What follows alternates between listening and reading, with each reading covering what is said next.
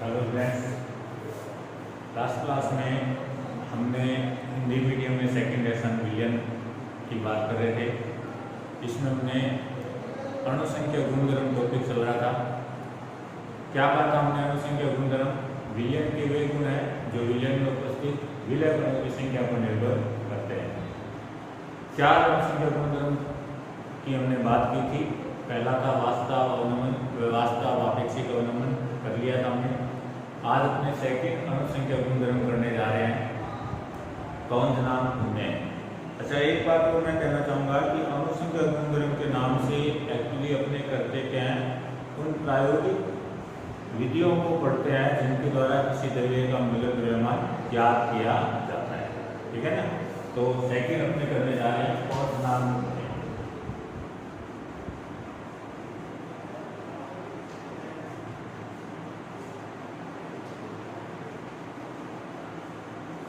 कौन नाम क्या होता है, कौन नाम उन्नयन। तो सबसे पहले तो अपने बात करते हैं कि किसी द्रव का कौन नाम जो होता है वो होता क्या है और अपने कैसे काम करते हैं। तो यदि किसी द्रव का कौन नाम यदि अपने को काम करना है तो अपने कैसे काम कर सकते हैं। मान लो कि मैंने एक बीकर में लिक्विड दिया, ठीक है, और मैं इसको गर्म करूँ। जब अपने इसको गर्म करते हैं तो इसकी वेपर बनती है, और जो वेपर बनेगी, जो वाष्प बनेगी, वो वाष्प इसकी सरफेस पे भी दाब लगाएगी और इन दीवारों पर भी, पात्र की दीवारों पर भी दाब लगेगी। और ये जो दाब वाष्प के द्वारा लगाया जाता है जिसको अपने बोलते हैं वाष्प दाब, है ना। और जब ये वाष्प दाब 1 एटम के बराबर हो जाता है, जब ये वास्तव है ये 1 एटमॉस्फेयर के बराबर हो जाए, 1 एटम या कहते हैं वायु के दाब के बराबर हो जाता है। ठीक है, कैसे हमें पता चलेगा। मान लो ये मैंने कहा ये क्लोज बीकर है, बंद बीकर है, और इसके अंदर हमने मैनोमीटर लगा दिया है। ठीक है, मैनोमीटर जो होता है किसको बता देता है, दाब को बता देता है। मैनोमीटर दाब मापी, मैनोमीटर होता है ये दाब को बता देता है। ठीक है, तो जब यहाँ पे ये जो दाब होगा ये 1 एटीएम हो जाएगा, इसका अर्थ है जो वाष्प का दाब 1 एटीएम हो चुका है। तो ऐसी कंडीशन में अपने क्या करेंगे कि इसका टेम्परेचर नोट करेंगे। थर्मामीटर जो होगा वो अपने को टेम्परेचर बताएगा, है ना। तो थर्मामीटर में जो टेम्परेचर आएगा 1 एटीएम प्रेशर पर, उसी टेम्परेचर को अपने क्या बोलते हैं, बॉइलिंग पॉइंट। ठीक है, जैसे कि वाटर के लिए कितना आता है, 100 डिग्री सेल्सियस। ठीक है, तो किसी भी लिक्विड का यदि अपने को उसका क्वांटम बिंदु याद करना हो, ठीक है, तो अपने कैसे काम करते हैं, उसको गर्म करते हैं, और गर्म करने पर उसकी वाष्प बनती है, और जब जिस ताप पर उसकी बनी हुई वाष्प का ताप जो होता है वो 1 एटीएम हो जाता है, उसी ताप को अपने उस द्रव का क्वांटम बिंदु कहते हैं। ठीक है, तो अपने क्वांटम की परिभाषा ये भी लिख सकते हैं कि वह ताप जिस ताप पर किसी द्रव का वास्तव वायुमंडलीय दाब के बराबर हो जाता है, उस द्रव का क्वांटम बिंदु कहलाता है। जैसे छोटी क्लास में हमने लिखा था क्वांटम क्या होता है कि जिस ताप पर कोई द्रव जो होता है वो गैस में बदलना प्रारंभ कर देता है, उसे अपने क्या बोलते हैं, क्वांटम बिंदु कहते हैं। तो अपने इसको एक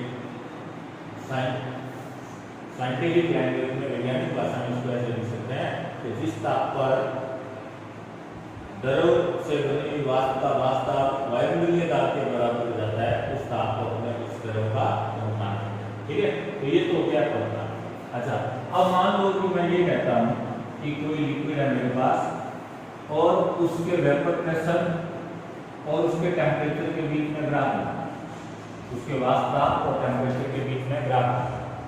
ठीक है, और ये जो ग्राफ आया अपने पास, क्योंकि जैसे जैसे अपने ताप बढ़ाएंगे तो इसका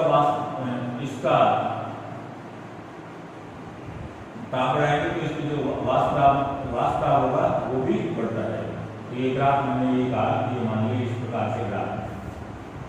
ठीक है, जैसे जैसे ताप बढ़ा रहे हैं तो वाष्प दाब का मान भी बढ़ता है। ठीक है, अच्छा, इस ताप पे मैं ये कह देता हूँ, ये मान लो ये ताप है, इस ताप पर इस लिक्विड का जो वाष्प दाब है इसका मान है 180। मतलब वायुमंडलीय दाब, ठीक है, इस ताप पर। तो इस ताप को मैं क्या कह सकता हूँ, इस ताप को मैं कह सकता हूँ कि ये जो द्रव है इस द्रव का बॉइलिंग पॉइंट, और ओरिजिनल फॉर्म में, इसकी प्योर फॉर्म में तो मैं इसको कह सकता हूँ टीपी नॉट, ठीक है, बॉइलिंग टेम्परेचर है, ओरिजिनल फॉर्म में है, इसकी प्योर फॉर्म में लिक्विड की कह रहा हूँ तो मैं इसको टीपी नॉट कह सकता हूँ, ठीक है। समझ लो ग्राफ कैसे बनाए, इसकी वाष्प, इसके वाष्प ताप और इसके टेम्परेचर के बीच ग्राफ बनाया। हमें पता है जैसे जैसे टेम्परेचर बढ़ाएंगे वाष्प ताप भी बढ़ेगा, तो ये देखो टेम्परेचर बढ़ा रहे हैं वैसे वैसे वाष्प ताप बढ़ेगा। और मैंने कहा कि वायुमंडलीय दाब या तो वाष्प ताप का मान 1 atm हो गया है, तो उस टाइम में जो टेम्परेचर होगा उससे अपने क्या करते हैं, उस द्रव का क्वथनांक ढूंढ रहे हैं। और ओरिजिनल फॉर्म में अपने द्रव को दिया है, जो द्रव को दिया है उसको मैं टीपी नॉट से, ठीक है। अब मान लो कि मैंने इसके अंदर कोई बी विलय मिला दिया, ठीक है, कोई मैंने बी विलय मिला दिया, तो जैसे ही अपने कोई विलय मिलाएंगे तो इसके वाष्प ताप में क्या परिवर्तन आएगा। हमने ऑलरेडी पहले वीडियो में हमने ये देखा है कि जब अपने विलय मिलाते हैं तो विलय के कण क्या होते हैं, उस द्रव की सतह पर आ जाते हैं, और द्रव की सतह पर आ जाने पर जहां जहां कण विलय के आते हैं ना, तो वहां से वो वाष्प बनना क्या हो जाती है, बंद हो जाती है, और अपने कह सकते हैं वाष्प ताप में क्या आती है, कमी आती है ना। तो ये तो मान लो ये तो ग्राफ था विलायक का, ये तो विलायक का था, है ना। और जैसे मैंने इसमें विलय मिलाया तो विलय बन गया, तो विलय का जो ग्राफ आएगा वो इससे नीचे हो जाएगा, ठीक है, क्योंकि अपने को पता है जैसे हमने विलय मिलाएंगे तो वाष्प ताप में क्या आ जाएगी, कमी आ जाएगी, और वाष्प ताप में कमी आएगी तो ग्राफ नीचे गिर जाएगा, है ना। तो ये मैंने इसके लिए बनाया मैंने विलय, ठीक है। अच्छा अब देखो, अब ये जो विलयन है, इस विलयन का आप देखो कि इस विलयन का वाष्प ताप 1 atm कहां पर हो रहा है, यहाँ पर इस टेम्परेचर पर विलयन का वाष्प ताप 1 atm, इस ताप, है ना, इसको मैं बदल देता हूं Tb, बोले इस ताप पर विलयन का वाष्प ताप 1 atm के बराबर हो रहा है। मतलब क्या हुआ, देखो पहले क्वथनांक बिंदु ये था, लेकिन जैसे आपने विलय मिलाया तो विलय मिलाते ही क्वथनांक बिंदु क्या हो गया, यहाँ से यहाँ गया, मतलब क्वथनांक बिंदु बढ़ गया, उन्नयन हो गया, है ना, उन्नयन का बढ़ होता है, फिर एक बढ़ गया। अच्छा आपने विलयन है, जैसे मान लो पहले 2 ग्राम मिलाया तो ये वाष्प ताप में 3 ग्राम मिलाओगे तो बहुत ज्यादा कमी आएगी, और जितना ज्यादा मिलाओगे ग्राफ ऐसे एक्सपेंड हो जाएगा, है ना। मतलब जितना ज्यादा विलय मिलाओगे आपका क्वथनांक में उतना ही बढ़ता है, लगातार बढ़ेगा, है ना। समझ आ रही बात, क्या करा, मान लो मैंने कहा 2 ग्राम मिलाया, जैसे 2 ग्राम मिलाया वाष्प ताप में कमी आएगी, इतनी कमी आएगी, है ना। तो एक ग्राफ क्वथनांक में इतना सा होगा, है ना। और मिला के 4 ग्राम, ये देखो क्वथनांक में नहीं है, और मिला तो क्वथनांक में नहीं होगा। मतलब जितना ज्यादा विलय मिलाओगे क्वथनांक उन्नयन उतना ही ज्यादा होगा। मतलब जो क्वथनांक उन्नयन है ये गुण है, ये किस पे डिपेंड कर रहा है, मिलाए गए विलय की मात्रा पर। विलय की मात्रा जितनी ज्यादा होगी क्वथनांक उन्नयन उतना ही ज्यादा होगा, और ऐसे गुण क्या कहलाते हैं, अणुसंख्यक गुणधर्म कहलाते हैं। हमने ये जो कहा था विलय के विलय गुण, जो विलय कणों की संख्या पर या तो विलय की मात्रा पर निर्भर करते हैं, अणुसंख्यक गुणधर्म कहलाते हैं। तो ये देखो मात्रा पर ये गुण है, ये मात्रा पर डिपेंड कर रहा है, जितनी ज्यादा मात्रा में होगी क्वथनांक उन्नयन उतना ही ज्यादा होगा, ठीक है। अच्छा अब ये जो ग्राफ है ना, ये ग्राफ यदि अपने ध्यान से देखते हैं तो ये ग्राफ ये शो करता है कि जो क्वथनांक उन्नयन है, इसको मैं इस गैप को डेल्टा टी कहते हैं, ये क्या क्वथनांक उन्नयन है ना, इसको क्या लिख सकता हूं मैं, डेल्टा टी पी। किसके इक्वल है ये इक्वल है टीपी माइनस टीपी नॉट, है ना, टीपी माइनस टीपी नॉट। अच्छा इनके मान क्या होंगे, ये तो अपने को प्रैक्टिकली थर्मोमीटर बता देगा। अच्छा विलय आपने मिलाया, इसका कितना ग्राम मिलाया आपने, WB कितना ग्राम मिलाया, ये आपको पता है क्योंकि आपने मिलाया है ना। और कितना मिलाने से क्वथनांक उन्नयन कितना हो गया, जैसे आप मिलाओगे वापस गर्म करोगे, 1 atm तक वाष्प ताप करना है, और 1 atm पर हो जाए उस समय थर्मोमीटर में टेम्परेचर देख लो, वो आपका टीबी हो जाएगा, है ना। मतलब ये प्रैक्टिकली आपको ये पता होगा, प्रैक्टिकली ये भी पता होगा, इन दोनों से आप ये भी काम कर सकते हो। विलय आपने कितना मिलाया पता होगा, है ना। अच्छा, ये ग्राफ एक चीज और शो करता है, क्या? इस ग्राफ को यदि ध्यान से देखें ना, अभी जैसे मैंने बात बताई कि जैसे जैसे आप विलय की मात्रा बढ़ा रहे हो तो ये देखो कंपनांक में लगातार बढ़ रहा है ना, पहले इतना था इतना हो गया। तो ये ग्राफ ये शो करता है कि प्रायोगिक आंकड़े ये दर्शाते हैं कि जो कंपनांक उन्नयन होता है वो विलयन की मोलरता के समानुपाती होता है। Delta TP is directly proportional to M, ठीक है। ये आपको ध्यान में रखना है, ये आपको ग्राफिकली रिप्रेजेंटेशन है, प्रैक्टिकली प्रूव किया गया है, ठीक है। इस चीज का ध्यान रखना, ग्राफिकली भी अपने इसको प्रूव कर सकते हैं और प्रैक्टिकली भी अपने पास डाटा यही आता है, ठीक है। तो आप ये कह सकते हो ग्राफ में निरूपण के प्रायोगिक आंकड़े ये दर्शाते हैं कि कंपनांक उन्नयन जो होता है वो विलयन की मोलरता के समानुपाती होता है। अच्छा, समानुपाती के निशान को हटाएंगे तो ये आ जाएगा डेल्टा टीपी बराबर केपी डॉट, ठीक है। ये केपी क्या है? केपी है मोलर कंपनांक उन्नयन सूचकांक। क्या है ये? मोलर कंपनांक उन्नयन सूचकांक।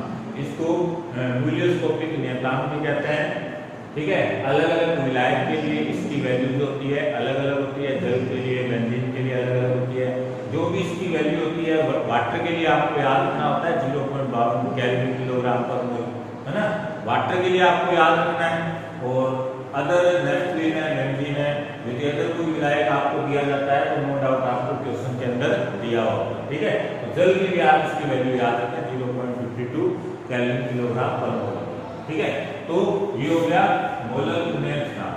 अच्छा, मोलरता जो है, मोलरता की अपने डेफिनेशन ऑलरेडी पहले डेफिनेशन बोल चुके हैं कि मोलरता होती है। मोलरता क्या होती है? 1 लीटर विलयन में उपस्थित 1 किलोग्राम विलायक में उपस्थित विलय के मोलों की संख्या। तो मैं इस मोलरता को ऐसे लिख सकता हूँ, क्या? Delta TB is equal to KP dot, क्या था? 1 किलोग्राम विलायक, विलायक लेना है 1 किलोग्राम विलायक मतलब W1 इसके अंदर केजी, 1 किलोग्राम विलायक में उपस्थित विलय के मोलों की संख्या। विलय हो जाती तो मोल एनबी, है ना, ऐसे कहेंगे। इसी को मैं ऐसे लिख सकता हूं delta TB is equal to KP dot NB को कैसे लिख सकते हैं अपने? डब्ल्यूबी अपॉन एमबी, है ना, और इनटू हो जाएगा WA इसमें, ठीक है। ये जाने कि ग्राम में है, ये तो मोलर द्रव्यमान हो गया विलय का मोलर द्रव्यमान, है ना। अच्छा, अब मैंने आपको एक बात मैं आपको शुरुआत से बताता आ रहा हूं कि एक्चुअली में आप अणुसंख्यक गुणधर्म के नाम से पढ़ते क्या हो? अणुसंख्यक गुणधर्म के नाम से क्या पढ़ते हो? उन प्रायोगिक विधियों को पढ़ रहे हो जिससे किसी द्रव्य का मोलर द्रव्यमान ज्ञात है ना। देखिए ये मोलर द्रव्यमान अपने को ज्ञात करना, ये ज्ञात करना, बाकी सब आंकड़े प्रैक्टिकली आपके पास दिए होंगे। देख लो डेल्टा टीपी आप इसे काउंट कर सकते हो, ये दोनों आपको पता हो, मतलब डेल्टा टीपी आपको पता होगा, है ना, ये दिया होगा। केपी वाटर के लिए इसकी वैल्यू है आपको याद रखनी है 0.52 केल्विन किलोग्राम पर मोल होती है, ठीक है। अदर कोई भी होगा विलायक दिया होगा तो वो क्वेश्चन के अंदर आपको उसकी वैल्यू दी हुई होगी कि उसके मोलर उन्नयन सूचकांक का मान कितना है, ठीक है। ये भी आपको दिया हुआ होगा। WB ये भी आपको क्वेश्चन में दिया हुआ होगा कि आपने कितना ग्राम मिलाया, देखो प्रैक्टिकली है, क्या कहा हमने, आपने विलय मिलाया कितना, 2 ग्राम 3 ग्राम 4 ग्राम जो भी मिलाया वो आपको गिवन होगा, है ना। WA आपने 2 ग्राम मिलाया, कितने विलायक में मिलाया, कितने विलायक में मिलाया, वो 500 ग्राम में मिलाया, 1000 ग्राम में मिलाया। जैसे मैंने कहा वाटर ही होता है, ये प्योर वाटर होता तो डेंसिटी क्या होती है 1 ग्राम पर ml। अब मैं कहता ये 500 ml में मिलाया मतलब 500 ग्राम में मिलाया, मतलब ये भी आपको गिवन होता। ओवरऑल आप क्या करोगे, क्लियर है। तो ये सेकंड अणुसंख्यक गुणधर्म था कंपनांक उन्नयन, ठीक है। तो एक बार फिर से सुनो, कंपनांक उन्नयन क्या था? जब भी अपने किसी विलायक में विलय को मिलाते हैं तो विलय के कण विलायक की सतह पर आ जाते हैं, जिसके कारण वाष्प दाब में कमी आती है, ठीक है। और विलयन के वाष्प दाब को वायुमंडलीय दाब के बराबर करने के लिए ताप बढ़ाना पड़ता है, और जितना ताप बढ़ाना पड़ता है उसे क्वथनांक उन्नयन कहते हैं। और यह क्वथनांक उन्नयन ग्राफ या निरूपण और प्रायोगिक आंकड़ों से पता चलता है कि विलयन की मूलता के समानुपाती होता है, और मूलता को अपने इस प्रकार लिख सकते हैं। अच्छा, यहाँ पर एक ही डेल्टा टीपी क्या है, ये तो है क्वथनांक उन्नयन। एम स्मॉल एम क्या है, विलयन की मूलता। केपी क्या है, मोलर उन्नयन स्थान या कह दो विलियोस्कोपिक नियता, ठीक है। और ओवरऑल जो क्वेश्चन आपको मैंने बताया, ठीक है। तीसरा अनुसंख्यक गुणधर्म की बात करते हैं अपने, विमान अवनमन।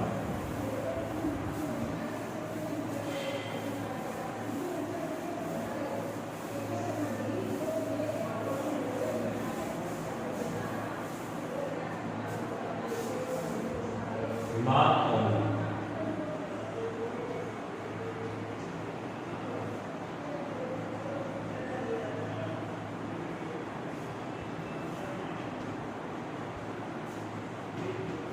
देखो, विमान अवनमन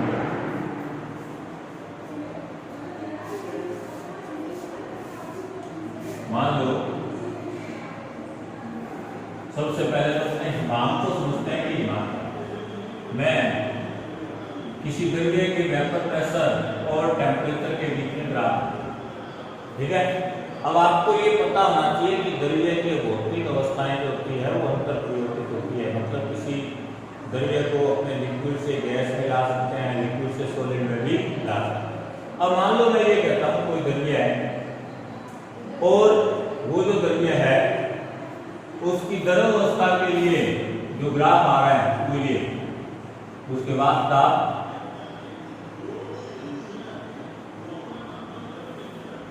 ये उसके द्रव अवस्था का ग्राफ, ठीक है, द्रव है,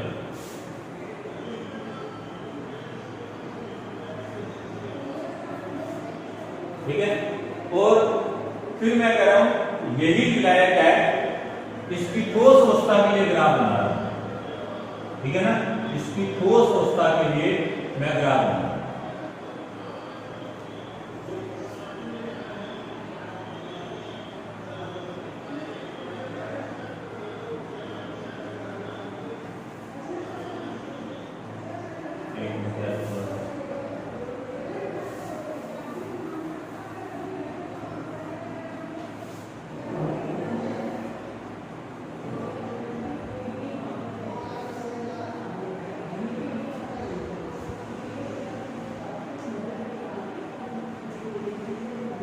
ठीक है।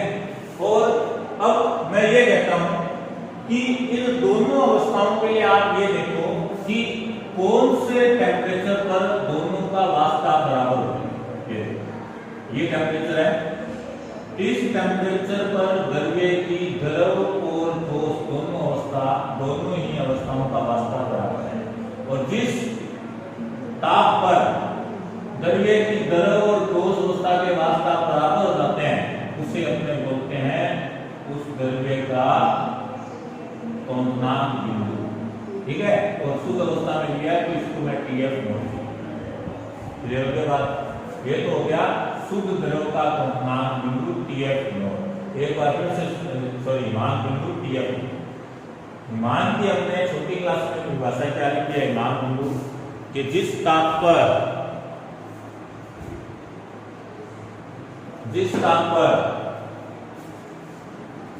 कोई द्रव होता है वो ठोस अवस्था में बदलना स्टार्ट कर देता है, ठोस अवस्था में परिवर्तित होता है, उस ताप को अपने उस द्रव का हिमांक बिंदु कहते हैं, है ना। यही था ना कि द्रव से ठोस जिस ताप पर वो बदलना स्टार्ट करेगा उसको अपने हिमांक बिंदु कहेंगे। जैसे जल के लिए हम कहते हैं 0 डिग्री सेल्सियस। 0 डिग्री सेल्सियस ताप से जो होता है, जो जल होता है वो अपनी द्रव अवस्था से ठोस अवस्था में बदलना स्टार्ट हो जाता है। लेकिन मैं वैज्ञानिक तरीके से मैं इसको कैसे परिभाषित करूंगा, द्रव्य की ठोस व द्रव अवस्था का वाष्प दाब, द्रव्य की ठोस व द्रव अवस्था का वाष्प दाब जिस ताप पर एक समान हो जाता है, मैं ये नहीं कहूंगा वायु मूल्य दाब नहीं, एक समान होना चाहिए, उस ताप को उस द्रव्य का उस मान बिंदु कहते हैं। क्लियर होगी बात है? अब अपने को क्या करना है कि अपने को इसके अंदर क्या करना है, विलय मिलाना है, ठीक है। और हमें पता है कि जैसे ही अपने विलय मिलाते हैं तो विलय मिलाने से क्या होता है, वास्तव में कमी आती है, मतलब ग्राफ जो होता है नीचे की ओर चला जाता है, मतलब ग्राफ है वो इस प्रकार जाता है, ये ग्राफ इस प्रकार है ना। अच्छा, अब ये हो गया, ये तो हो गया विलयन, ये द्रव विलय, ये ठोस विलय और ये विलयन। अच्छा, विलयन के लिए ये देखो कि विलयन का और विलायक की ठोस अवस्था का वाष्प जिस ताप पर समान है, वाष्प जिस ताप पर समान है वो क्या हो जाएगा, उस विलयन का मान बिंदु हो गया। विलयन के लिए मैं इसको लिख देता हूं, ये पहले मान बिंदु ये था और जैसे आपने विलय मिलाया मान बिंदु क्या हो गया, ये हो गया। मतलब विमान बिंदु क्या हो गया, कम, इसी को बोलते हैं अवनमन, मतलब विमान में कमी आना है, मान बिंदु में कमी आना है, मतलब जिस ताप पर वो पहले जमता था ना, अब उससे कम ताप पर वो जमने लग जाएगा। और वो तो हम जानते हैं कि कोई अपने विलय मिला देंगे तो वो नो डाउट पहले जिस ताप पे जमता था उसको उतना ताप की रिक्वायरमेंट नहीं रहेगी, उससे कम ताप पे वो जमने लग जाएगा। तो ये जो होगा, ये गैप हमारे पास क्या हो गया, डेल्टा टी, इसी को बोलते हैं मान, ठीक है। तो ये भी मान और किसके कारण हो रहा है, विलय को मिलाने से। विलय को मिलाने से क्या होगा, विलय को मिलाने से भाई विलय के कण स्तर पर आगे विलय के वास्तव में विटारकों लगेगा, ठीक है। तो इस प्रकार से अच्छा, अब प्रायोगिक काम पर ये जो ग्राफ है निरूपण है, इससे मैं लिख सकता हूं कि ये जो दिमाग और है डेल्टा टी है, किसके इक्वल है, टीएफ नॉट बड़ा है माइनस टी।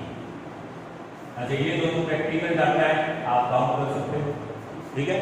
इन दोनों से आप डेल्टा टीएफ काउंट कर सकते हो। विलय आपने मिलाया, मतलब कितनी मात्रा मिलाई विलय की, ये आपको पता होगा, है ना। जो आपने विलायक लिया वो कितने ग्राम लिया वो आपको पता होगा, है ना। तो ये भी दोनों वैल्यू आपको पता होगी, ये प्रैक्टिकली आप काउंट कर सकते हो, ये काउंट कर सकते हो थर्मामीटर से, इन दोनों के डिफरेंस से आप डेल्टा टीएफ काउंट कर सकते हो। और इस ग्राफ को प्रैक्टिकल डाटा को ध्यान से देखो तो आपको पता चलेगा कि जो दिमाग का वर्णन होता है ना, ये भी विलयन की मोलरता के समानुपाती होता है।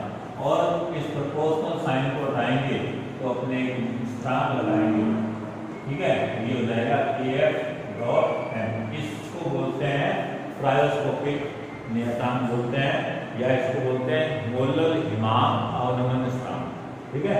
जैसे वहां था मोलर में स्थिरांक था, ऐसे ही यहाँ पे ये मोलर हिमांक अवनमन स्थिरांक, ठीक है।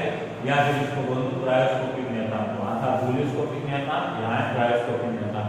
वाटर के लिए कह रहा हूं, दोनों के मान याद रखो, kf और kb, ठीक है। kb का मान था 0.52 और kf की वैल्यू है 1.86, ठीक है। किलोग्राम पर मोल, दोनों की यूनिट सेम होती है, भी याद रखना। kf और kb दोनों की यूनिट सेम है, दोनों नियतांक है, एक हिमांक अवनमन नियतांक है और एक कंपनांक नियतांक है, ठीक है। दोनों की यूनिट सेम है, वाटर के लिए दोनों की वैल्यू याद रखना। क्या लिख सकते हैं, डेल्टा टीएफ बराबर kf डॉट मोलर का हम जानते हैं क्या होती है, 1 किलोग्राम विलायक में उपस्थित केवल विलायक किसमें, केजी में, विलय के मोलों की संख्या विलय कैसे लिख सकते हैं, डेल्टा टीएफ बराबर kf डॉट एनबी को कैसे लिख सकते हैं, WB बटा MB, है ना, इनटू WA इसमें kg, है ना। क्या कहा था मैंने, हम अणुसंख्यक गुणधर्म के नाम से एक्चुअली वो प्रायोगिक विज्ञान पढ़ रहे हैं जिसके द्वारा किसी द्रव्य का मूलक द्रव्यमान ज्ञात करते हैं। तो आपको तो MB ज्ञात करना है ना, ये ज्ञात करना है आपको, है ना, ये ज्ञात करना है। बाकी सब डाटा देखो आपको दिया, WA आपने विलाया कितना लिया है आपको पता है प्रैक्टिकल के दौरान, विलय कितना मिलाया ये भी आपको पता है ना। WA आपको पता है, WB विलय आपने कितना मिलाया पता है। KF वाटर के लिए वैल्यू याद रखिए 1.86 केल्विन किलोग्राम पर मोल। अगर कोई विलायक होगा तो वो नो डाउट आपको वैल्यू क्वेश्चन के अंदर देगा, ठीक है, जल्द के लिए याद। अच्छा डेल्टा TF है, ठीक है, तो बैक्टीरिया वो दोनों वैल्यू दे रखी हो तो ये काउंट कर लेना, अदरवाइज डायरेक्ट ने का मान दे सकता है, ऑर्नामेंट का मान सकता है कि मान ऑर्नामेंट इतना है ना, तो देखो सारी वैल्यू पता है ये आप काउंट करो। ओके, तो ओवरऑल हमने 3 अनुसंख्यक गुणधर्म कर लिए हैं, चौथा अनुसंख्यक गुणधर्म अपने कल करेंगे और कल ही लास्ट में अपने वन ऑफ गुणांक भी करेंगे, तो कल लेसन अपना खत्म हो जाएगा। चौथा अपना अनुसंख्यक गुणधर्म है राशि। Okay, good bye, next class. अच्छा एक बात और ध्यान दो,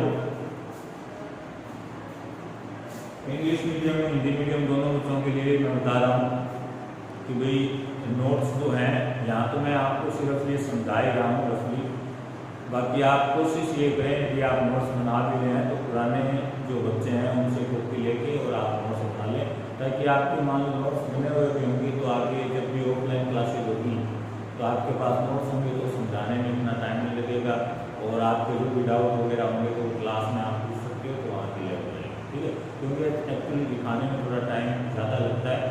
इसलिए कोशिश आप ये करें कि जो लेसन मैं यहाँ पे पढ़ा चुका हूँ ऑनलाइन तो आप उनके नोट्स बना लें और जो भी आपके प्रॉब्लम है तो वो प्रॉब्लम है आप उनको नोट करके रखें और जब भी ऑफलाइन क्लास हो तो आप ऑफलाइन क्लास के अंदर वो क्वेश्चन आप डिस्कस करें, ठीक है। अभी बेस्ट मुझे यही लग रहा है क्योंकि ऑनलाइन में आप भी जानते हो कि आपका दिमाग, आपके दिमाग में क्या क्वेश्चन चल रहा है, ठीक है, तो आप पूछ नहीं पा रहे हो, इसलिए सबसे बढ़िया है जो भी क्वेश्चन है उनको आप नोट करके रखें और जब भी ऑफलाइन हो उस समय आप डिस्कस करें, ठीक है। ओके।